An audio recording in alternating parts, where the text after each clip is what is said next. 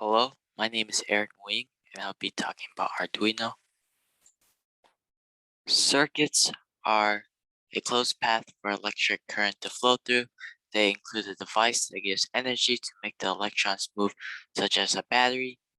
For the circuit to the left, the switch is on, so the circuit is closed, and the current can flow to make the lamp turn on. For the circuit to the right, the switch is off, so the circuit is open, and the current can't flow to turn the lamp on. The conventional current flow is from positive to negative. In reality, the electrons flow from negative to positive.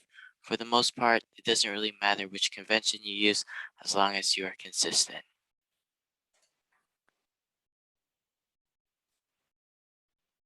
Here are three important vocabulary terms.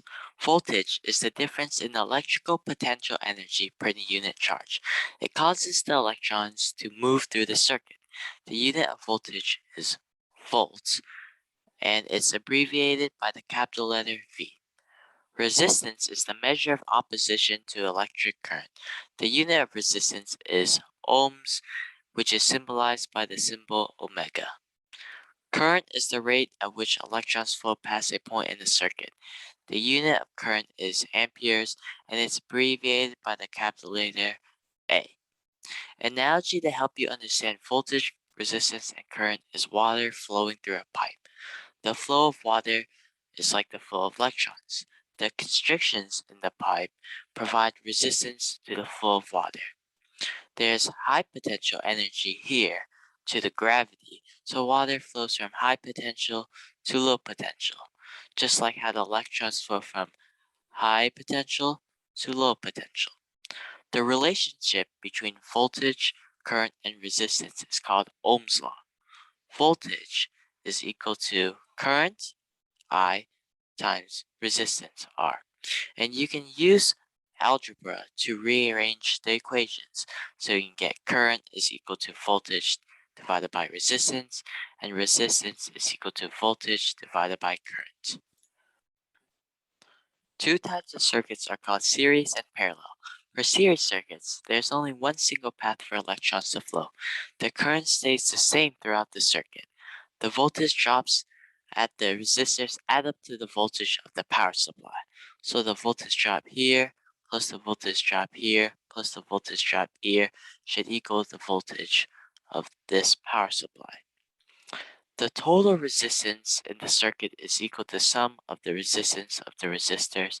So there are three resistors here, so if you sum up the resistance of this one, and this one, that would be the total resistance. For parallel circuits, there are multiple paths for current to flow. The current splits up at the junctions. So here's a junction, so the current will flow here and split to go here and here. And current follows the path of least resistance. So at a junction, more of the current goes to the branch with least resistance. Voltage at each branch is the same as the voltage of the power supply. So the voltage across R1, R2, and R3 is all the same as the voltage of this power source.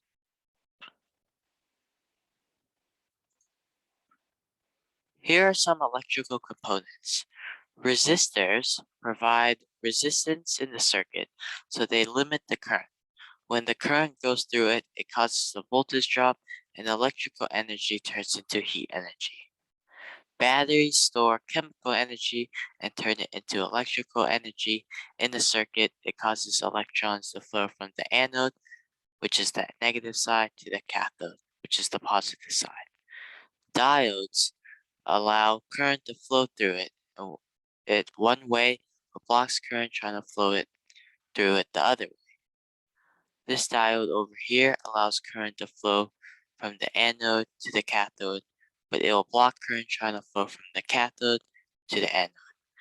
An LED stands for a light emitting diode because it is a diode that lights up when current flows through it. So here's a picture of some resistors, here's a picture of battery, here's a diode, and this is an LED. A breadboard has holes so you can easily insert electrical components into it. It has internal connections so you can create circuits without soldering. In this picture, you can see how stuff is connected in the breadboard. So this entire row, top row, is all connected, and this is all connected, and these individual columns are connected. So it's all connected here, it's all connected here. Here's a picture of an Arduino. It's a programmable circuit board with a microcontroller. You can program it using a slightly modified version of the programming language C++. Now I will talk about programming. You can include the libraries in your code to utilize code written by others to optimize tasks. In this picture here, the liquid crystal display is being included in the code, and this library is used to help you write code to control an LCD, which stands for a liquid crystal display. Variables are used to store data that you can use in later lines of code. There are many variable types, such as integers, which hold integer values, doubles, which are decimal numbers, booleans, which are true or false values, and characters, which hold a single character. In this example here, you are initializing a variable called height, and you're saying that it's an integer and it stores the value 100. In void setup, you can include things like Serial.begin and pinMode. Serial.begin 9600 begins the communication of data between your Arduino and another device, and writing this allows you to later print stuff into the serial monitor. pinMode read output will set pin 5 to behave as output so it can output voltage. Over here, you say that red is equal to 5, so that's why you're setting pin 5 as output. And same thing over here, green is equal to 6, so you are setting pin 6 to behave as input so it can read voltage.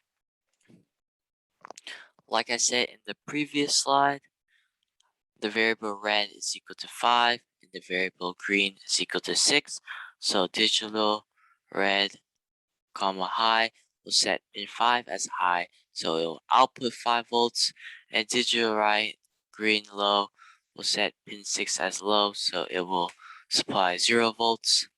And then this function here, delay 1000, will pause the program for 1000 milliseconds, and 1000 milliseconds is equal to 1 second.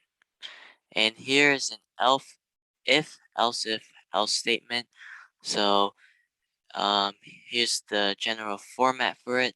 So if some condition is true, then you'll run this piece of code.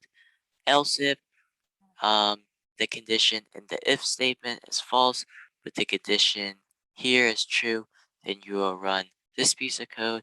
And else both of these conditions are false, so you will run this piece of code. And here's an example. So if your height is greater than 100, then you can print your height is greater than 100 centimeters to the serial monitor. Else if, which means that your height isn't greater than 100, but it's between 50 and 100 centimeters, then you will print this out. And then else, which means both of these aren't true, so your height isn't greater than 100, and it's not between 50 and 100, that means it will print out your height is less than 50 centimeters. Now I'll be talking about while loops. So while loops will repeat code as long as this condition in here is true. So in this example, this is a while loop that prints out integers from 0 to 2. So here you're initializing a variable named I, and you're setting it equal to 0. So while I is less than 3, it'll constantly print out I. So is 0 less than 3? It is less than 3, so it prints out 0 here. And then you have I++, which means I is equal to I plus 1,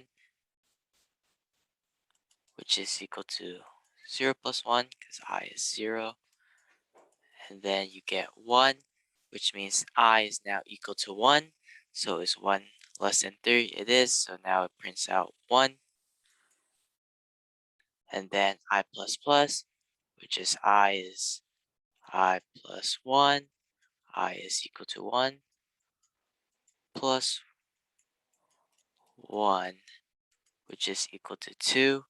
So now I is 2, so it's 2 less than 3. It is. It prints out 2. Get here.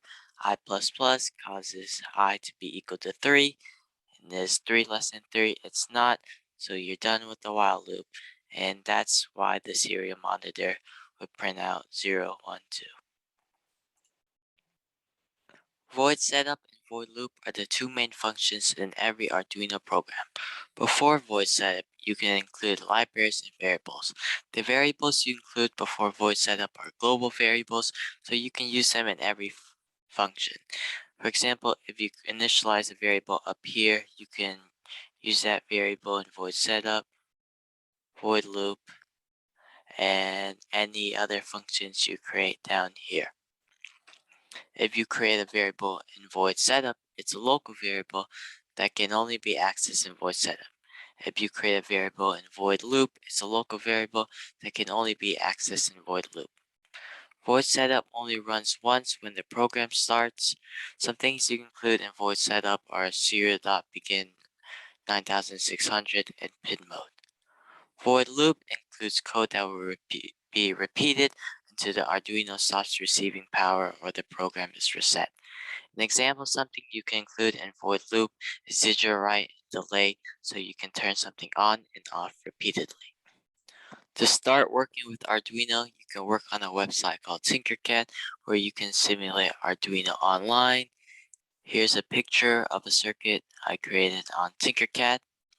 Also, you can check out this video I created right here where I show you how to create a blinking LED on Tinkercad. If you're confused about anything or want to learn more about something, you can check out this useful resource here. And to successfully complete this station, you need to complete 3 Arduino projects of your choice. You can check out these websites to learn how to do some Arduino projects.